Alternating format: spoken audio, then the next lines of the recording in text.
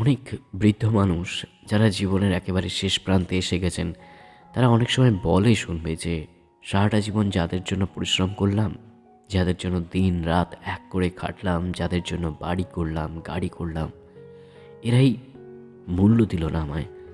আমি শেষ বয়সে বড্ড বেশি একা। এবং এমন একটা পরিস্থিতি, এমন একটা সিচুয়েশন যে আমি এখন আমার নাতি নাতনিদের সঙ্গে ইচ্ছে করেও দেখা করতে পারছি না। তাদের মনের ভিতরে একটা দুঃখ, একটা কোথাও গিয়ে একাকিত্ব কাজ করে। কিন্তু আমরা যদি খুব ডিপলি দেখি, এই একাকিত্বগুলোর কারণ কিন্তু আমরা নিজেরাই। যখন আমাদের হাতে সময় ছিল, তখন আমরা না নিজেদেরকে টাইম দিয়েছি, না নিজেদের ফ্যামিলিকে টাইম দিয়েছি। অনেক মানুষ জীবনে তাদের ছেলে মেয়ে, তাদের ফ্যামিলির জন্য বাড়ি, গাড়ি, ব্যাংক ব্যালেন্স, প্রপার্টি করছে। কিন্তু এই করতে গিয়ে তারা একটা জিনিস ভুলে যাচ্ছে যে তার জীবনেরও একটা লিমিটেশন আছে। তার লাইফটা আনলিমিটেড নয়, এবং সেই লাইফ কোনো না কোনো দিন, বা সেই তার জীবনটা কোনো না কোনো দিন থেমে যেতে পারে। অ্যান্ড এটাই প্রকৃতির নিয়ম। This is called nature. আমাদের প্রত্যেককে জন্মাতে হবে এবং মরেও যেতে হবে। ভাইরাতা আওয়াজ হচ্ছে আসলে আমার ঘরটা একটা মাঠের পাশেই, সেখানে বাচ্চারা খেলা করছে। আমি প্রত্যেক দিন সেখানে দাঁড়িয়ে থাকি, কিন্তু আজকের এই সিচুয়েশানটা আমার জন্য একটু ডিফারেন্ট। আজ একটা বিষয় মনে হতেই শেয়ার করতে চলে আসলাম। তো যাই হোক, আমরা টপিকে ফিরি। তো এই যে বলছিলাম বাচ্চারা খেলা করছে, এখানে অনেক বৃদ্ধ মানুষরা কিন্তু বসে আছেন, তারা খেলা দেখছেন। এবং আমাদের মতো বা আমাদের থেকে বড় যারা বাবা মায়েরা, তারাও বাচ্চাদের সঙ্গে কেউ কেউ খেলছেন, কেউ কেউ খেলা দেখছেন। তারা তাদের টাইমটাকে ইউটিলাইজ করছেন। জীবনে কতটা টাকা দরকার বাঁচতে গেলে? অবশ্যই টাকা ছাড়া দুনিয়ায় কিছু হয় না, কিন্তু কতটা টাকা দরকার? নিজের একটা গাড়ি, নিজের একটা বাড়ি, নিজের একটা মেডিক্লেম, কিছু bank balance, more than enough নয় কি?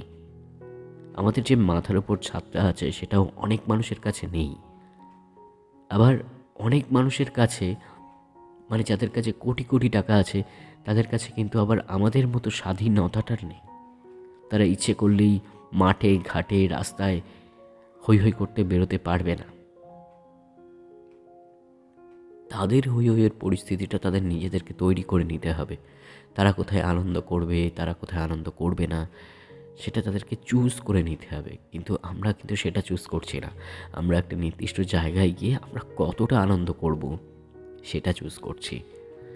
আর এই চুজেবল জায়গাটা আছে বলেই আমরা না, মানে ওই অংশটাকে ট্রিম করে বাদ দিয়ে দিচ্ছি।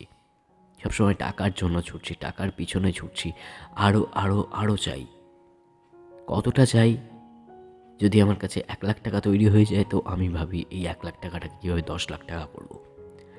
আমার কাছে যদি 10,00,000 টাকা তৈরি হয়ে যায়, তো আমার মাথায় তখন এটা আসে যে এই 10,00,000 টাকাকে একদিন আমি 1,00,00,000 টাকায় নিয়ে যাব। কিন্তু যখন আমরা মারা যাই, তখন কি এই টাকাগুলোর সত্যিই কোনো দরকার হয়? হয় না।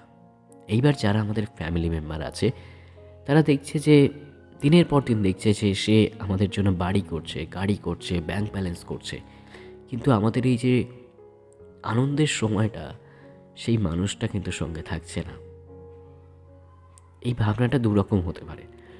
একরকম আমি যেটা বলছি এটা ঠিক হতে পারে। আবার কারোর কারোর মতে, যারা শুধুই বিশ্বাস করেন যে টাকাটাই দুনিয়ায় সব, টাকা থাকলে দুনিয়ায় সব হয়, প্রপার্টি থাকলে দুনিয়ায় সব হয়, তাদের জন্য আমি ভুল। তো I am sorry for them again. But আমি যেটা বলছিলাম, so let's get back to the topic, যে টাকাটা কিন্তু দুনিয়ায় সব না।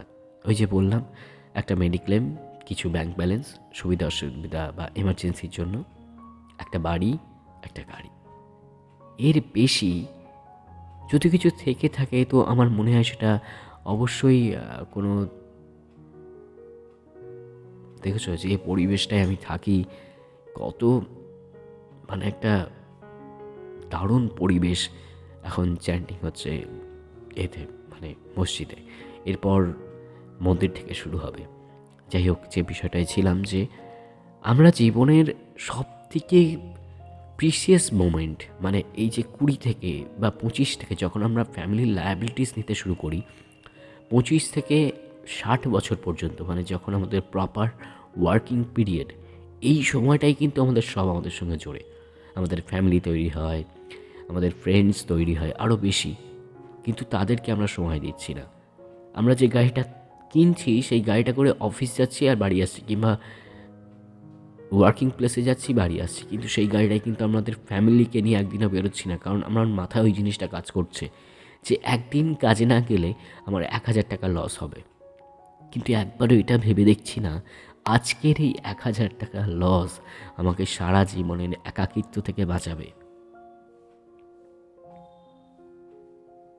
কিন্তু আমরা দিনের পর দিন এটা জেনে বুঝেও এই কাজটা করে যাচ্ছি। আর যখন বয়স হচ্ছে তখন বলছি যে যাদের জন্য কিছু করলাম তারাই মূল্য দিল না, তারাই গুরুত্ব দিল না। দোষটা কি সত্যিই তাদের, না দোষটা আমাদের?